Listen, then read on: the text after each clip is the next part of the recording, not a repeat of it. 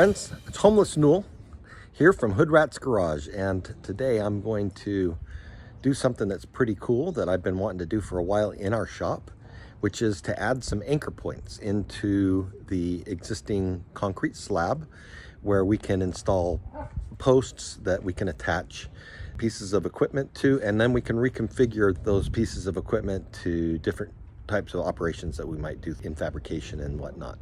So I'm gonna show you how I did it. It may not be the perfect way to do it, but it sure works. And if you're interested in this kind of a system and you want to install it in your shop and you have any questions, just go ahead and reach out in the comments and I can answer any questions that you might have. I do a brief description of some of the pieces of equipment that we used in some of the products, which will not be in the links because we don't do that yet. But if you have any questions about what I used and how I used it, feel free to comment and I will point you in the right direction. I'm excited for this. I'm hoping I'll learn a little bit and that you guys will learn something. And let's go get this done and make it happen. Today, I'm going to install in my concrete slab this trailer hitch receiver. Why would I want a trailer hitch receiver in my slab? Well, because I can then use this to mount tools from other areas of the shop and have this great place where it's down flush with the concrete and I don't have to worry about tripping over it, and I don't have to have equipment out in the middle of my shop most of the time. So I'm going to show you how I'm going to do this and you're going to like it. Stay tuned. Okay.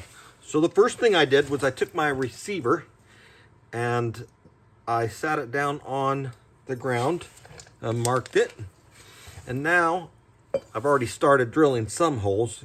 I'm going to drill a series of holes and chip this out so that at some point I can insert this down in the hole, throw some grout around it, and yeah, it's going to work good. So here we go.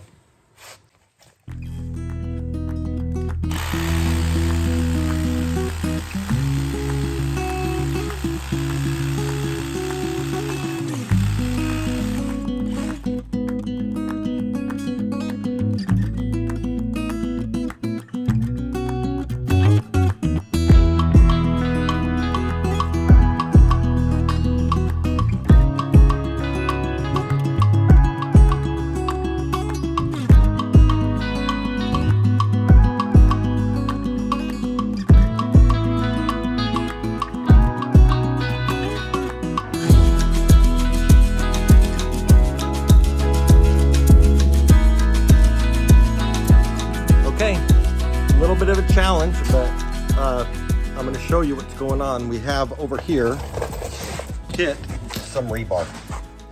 So what do we do about that? Well, I'm going to show you, but I'm going to keep going.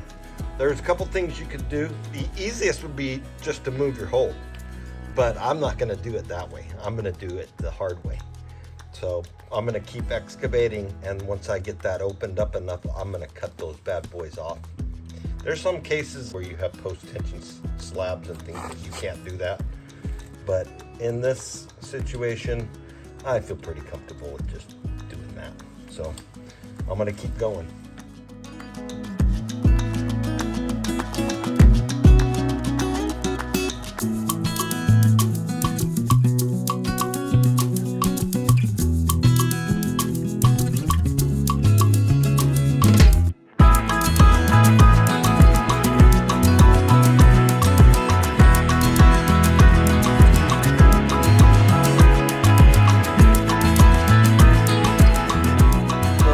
Have it. We have got the hole cut. Now I've just got to grab some grout, drop it in the hole, and finish that off. I'll leave the top bit undone so I can use a nice finished epoxy or something.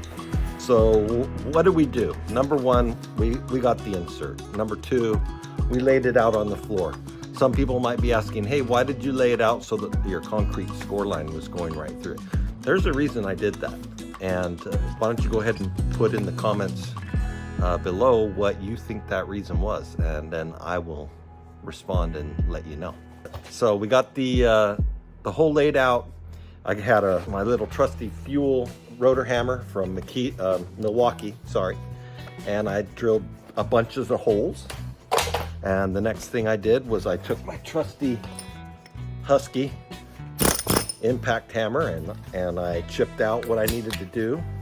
Once I got that done, then I took my fancy long reach grinder and cut the rebar that was in the way out of the way. Some of you might have mesh or other stuff that's in the way. You could probably cut that with a pair of pliers if you needed to. And then after I did that, I used, of course, my vacuum to suck out the things that I was chipping and digging. And then the last thing I did was I took this masonry bit and cut a little round escutcheon ring, or just kind of to clean up the chipped edge the best I could. And that's it. So I will now go ahead and grout that, and then I'm going to show you how this thing works.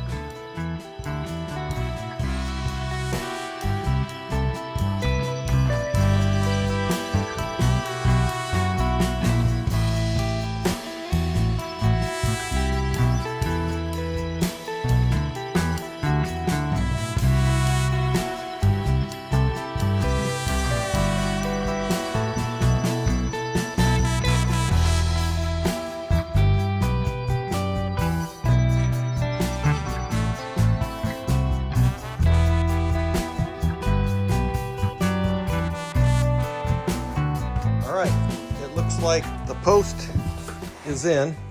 It's really super easy to take in and out. And there, I've leveled it. I just want to make sure that the concrete cures before I go too ham on moving it around. So what you saw me do was I used a little bit of concrete. This is the bag I just bought. You can see I barely used any. I got a couple of paint mixers because I knew I wasn't going to be mixing up very much. And I filled this gallon jug up. I only used about half of it. And then I used this small half gallon to mix it up, and you saw what I did. But if you're going to mix up a small amount of concrete, that's the way to do it. Don't get a shovel and, just get a paint mixer and put the water in and mix it like I did. It works really good. So here's our messy shop. As you can see, we've got pieces of equipment stuck in a whole bunch of different locations, and like this shrinker stretcher, it's floppy and moves around. I've got this blacksmith horn thing, I forget what that thing's called, and a couple of vices. We've got this grinder. I'm gonna actually make it so that I can pick these up off of wherever I'm storing them and put them on that thing. I may make another one of these down the road so that I could have multiple tools if I was doing a 2 or 3.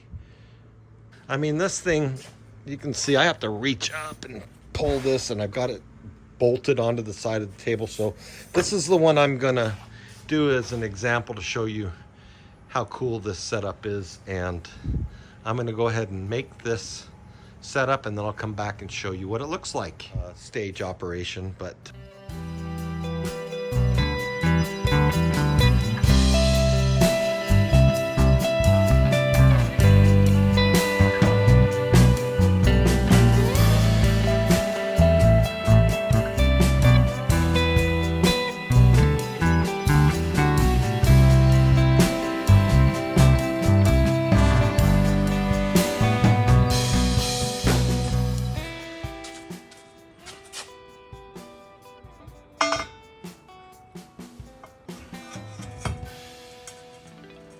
all right, that's the base right there. So I can put a tool on either side.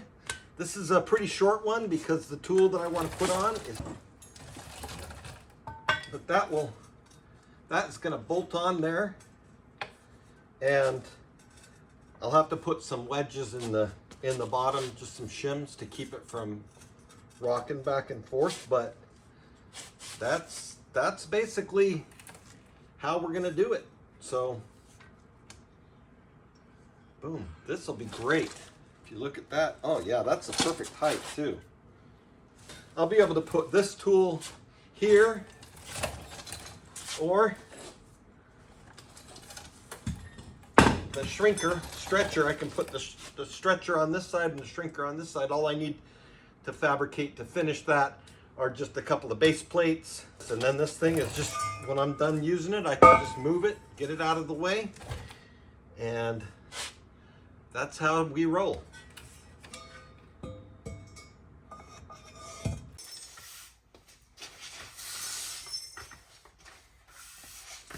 Okay. Let me set this down for a second. I took and filled the vacant space around the bottom of here with this product. It's called hydraulic anchor cement. To me, it seemed a little too cementy, so I added a little bit of sand to it. Not much, probably about a quarter of the cement to sand, which is usually opposite of what you do for concrete. But I added that, and then I filled around this receiver hitch, and then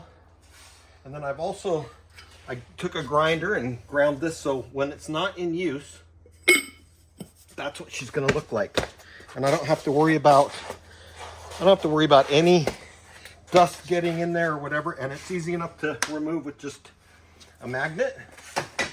Then you grab your pole, whatever pole you're going to be setting in here, because these are, you can do all kinds of stuff with them. So I do that, and then I just take my appliance that I'm going to be using, and what I have is a receiver, about an 8-inch piece of receiver that I welded onto a mounting plate that this is mounted onto. And I set that down like that, and voila. I'll just cut me a little piece with this. This is a little V-bore shear that I got for, I think it was like 60 or 80 bucks. Oh my gosh. It wasn't very expensive. That's it? But look how good that cuts now. And that's just one little piece of equipment. And then when you're done with this, again, imagine you have 10 of these in any configuration you want. You can set up an operation, and this thing's pretty easy. You just take it off, and then over in this area, I'm going to have a table that I can mount these onto for storage. And then you grab your other piece, and you bring that one over. This comes out. Put your next one in. Oh, you don't like it this way? Move it this way. And then you could have a shrinker stretcher, which I haven't built the plate for yet, but you get the idea. Shrinker stretcher, boom. And this will be a kick shrinker stretcher with basically a plate on this one and a plate on that one. And then when I don't want to use these, I'll just move that one, and Bob's your aunt, Sam's your uncle. So I think the proof of concept works, and I'm really happy with it. Of course, I had to wait a day for this to harden before I put it in, because yesterday it was just too soft. So give it a try, and don't forget to make a comment of why I drilled this on this line, and I'll tell you if you're right or if you're wrong. Thanks for watching, friends.